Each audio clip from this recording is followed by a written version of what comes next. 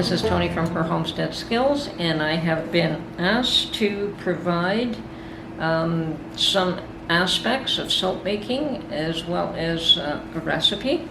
And although I have been reluctant in the past to provide a recipe, it is because my recipes are based on the unconventional soap molds that I had made for me. So my soap molds hold 3.5 pounds of oils. Now you also have other ingredients, but they are designed to hold that much oils. And so the recipe that I'm going to provide will hold 2.5 pounds of oils, which I believe is closer to the standard soap molds that you can buy. And if not, if there's a little bit extra, you can always pour that off into a separate mold. But it is going to be based on that because the recipe has to be precise. Now, first things first, safety. You need to protect your eyes, so some form of eyewear protection is necessary. And you want to wear gloves because you're dealing with lye, and lye is corrosive and it burns, and you don't even want to get one little crystal on you. They're pretty tiny, but you get one little crystal on your hand and you're going to know it. So protect your hands, protect your eyes. First things first. Okay, here we go. Hope you enjoy this. Okay, 2 basic ingredients are required in cold process soap making.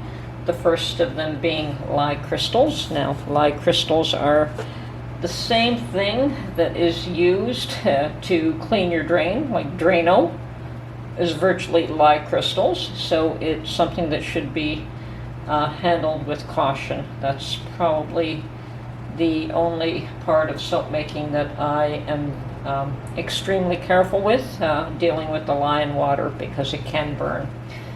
Okay, the second main ingredient in soap making is oils, and just about any kind of oil can be used in soap making, whether it's vegetable or animal. So this is lard, which is animal.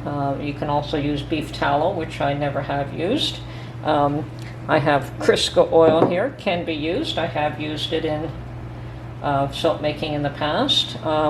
Everything here except the peanut oil. I've never used peanut oil in soap making, but it can be used.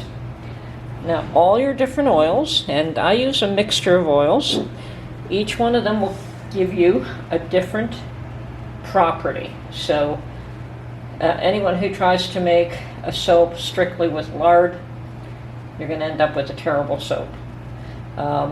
You can make, about the only one that I know of where you can use one oil only would be the olive oil, which you can make what they call a Castile soap, but that takes a good 6 months to cure. So even today, people who make Castile soaps tend to add a few other oils in that soap as well. So for my purposes, I love soap that has some lard in it, and I use a variation of coconut oil, castor oil, virgin oil, perhaps lard, perhaps the Crisco, which is a vegetable hard oil. So you have a combination of hard oils and soft oils. I also use shea butter in my oils, and that again provides the finished bar of soap with a different quality. So every oil and what combination of oil will give you different soap properties, and some better than others. Therefore, it's wise to have a good recipe, a good formula, which balances out the values of one oil over another and how much to use of each, and to come up with a soap bar that is it's a good bar of soap. Okay, and the shea butter I have bought in a big block in the past, and I've chunked it off, and I use a certain quantity in each one, so I've kind of chunked it off and wrapped it up separately, so I only take one of those blocks of the shea butter to use when I make a batch of soap. Probably for the recipe that I provide, I will not be adding the shea butter because it is a little more difficult to find and a little more costly, but the castor oil is easy to find, and it's a great oil to add a small amount of in soap. So that I will be adding. Coconut oil, and perhaps I can do two recipes, one using lard and one not using lard, for those that want a vegetarian type soap. The two main ingredients that you need for soap making, as I said, are oils, a combination of hard oils and soft oils, and your lye. Okay, that will produce a bar of soap for you. Okay, the next thing I'm going to discuss are some of the possible additives to soap making. So we've got things like green clay, and that will give your soap a different property as well.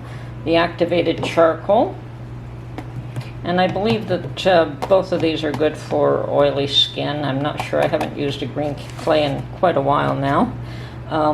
Herbs, these are my little lavender buds, actually from lavender that I grew myself. Salt, pink Himalayan salt to make a salt bar. I actually like salt bars, but they're not really good for dry skin, but I really like salt bars. And of course, oatmeal. You know, you can do the oatmeal, milk, and honey soap bars. And so there's quite a number of different additives that you can do, you can add, or you can do without. I'm not terribly fussy on bits and pieces of stuff in my soap. Some people don't mind it. The oatmeal, you grind that down to a real fine powder and you don't even notice it in the soap, which is nice. So that's another way to go. The green clay and the activated charcoal are both powders, so you don't have a gritty residue from them either. So, okay, those are some of the additives. There are certainly more. You can add just about any herb you want. You can make herbal soaps of all different varieties. So, other additives you might want in your soap are colors. So I've got here the red, blue, and yellow, and I purchased those three because out of those three, so they're your primary colors, and you can mix and match and get just about any color from them. So I have made some really nice blends, and then when you try to reproduce it, you don't get the same one. So you can buy them ready-made, such as this purple, and you'll always have that same color as well, or you can try to blend your own. Yeah, okay, yeah, for fragrances I do prefer to use essential oils, and you can also buy, and I do have a number of bottles of manufactured scents that I'm not so fussy on. I really don't care for them personally. I think the essential oils are a nicer fragrance, but some people love all these other scents that you know, these manufactured scents, and that's fine. You know, it's my personal preference is essential oils, and you can buy those just about anywhere. Whereas the fragrances that are used specifically for soap, you have to find a source for them specifically. They're not sold everywhere. Okay, that is the bulk of the ingredients. Now, you don't have to go out and buy any of this. You know, you can, as I said, you can start off with a few different oil blends and your lye. You definitely need that, and you can either add scent or you don't have to. You can add color or you don't have to. And these other additives are if you're trying to develop a specific type of soap, which is either a salt soap or an activated charcoal soap or an herbal soap, so you would add some of these other ingredients to come up with a specific type of soap that you are looking for. Okay, a couple of the other tools you will need is a mold and a hand blender. Now, I just picked this up from the thrift store. I had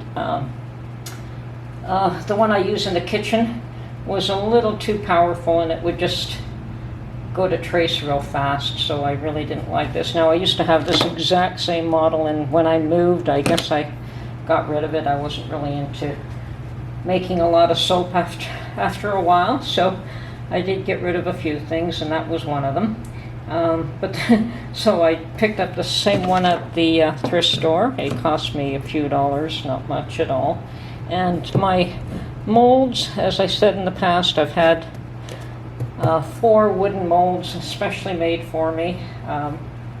But you can go out and buy one silicone mold, or you can start off with any size box that you want and then just line it the way I do.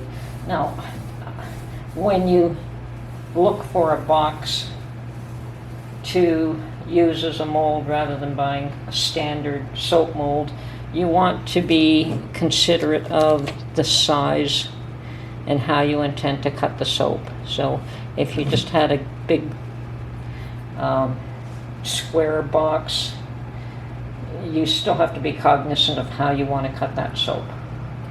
Okay? Okay, first and foremost, making soap is a precise art. It needs precise measurements. It's not like, although it is like making a recipe in the kitchen for food, very similar, and it feels very similar. The difference is you cannot substitute one item for another, one oil for another, without it having an effect on the end result. So it's a very precise art, and formulas should be followed to a T. They should not be changed. You need to know what the weight of the lye is going to be, what the weight of the oils is going to be, what the weight of the fragrance is going to be, and the soap weight before it's cured.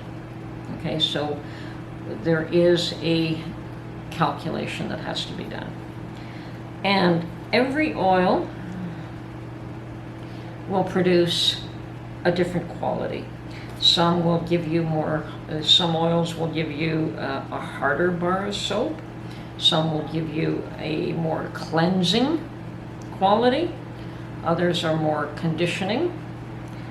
You can have bubbly or creamy. So all the different oils will produce a variation of those qualities. So you want to pick and choose quantities and amounts of oils to give you a nice balance for your recipe. And once again, I will put together a recipe that at least has a nice balance for someone who wants to make a bar of soap. And the oils, as I say, the oils that I choose should not be substituted. If you want to create your own bar of soap with your own oils, you should probably look at some soap calculation software. Okay, so when you are making soap and choosing all your oils, you are trying to come up with a INS value. So the INS describes the physical qualities of that bar of soap. Now there is a recommended range that you're looking for, which is between 136 and 165. I've heard of slightly various different ranges up to 170, claiming that the ideal bar of soap would be about 160. But if you can get it anywhere between the 136 and 165 and closer to the 165, you've got a good quality bar of soap. So that is what makes it a little bit interesting to develop a soap that you like. So pretty much the standard bar soap that I put together. I use olive oil, coconut oil, lard, castor oil, and shea butter. And people will use different variations of that. Now I base that on how much of each is based on 3.5 pounds of total oil weight. Now I will produce a product. I may take out the shea butter because shea butter is a little bit more difficult for people to get their hands on, but a soap made with olive oil, coconut oil, lard, and castor oil should be pretty easy to pull all your ingredients together. So I will verify that and see what changes I may have to make in the volumes or the quantity of each one to come up with a good INS value. Okay. And yes, it does sound complicated, but it isn't. I do use a calculator to determine how much of each and what the weight is and all of that, so it's not that difficult. Okay, I hope that has been informative enough, and I will produce a recipe or two and put them online, and definitely follow the recipe to a T. Do not change anything.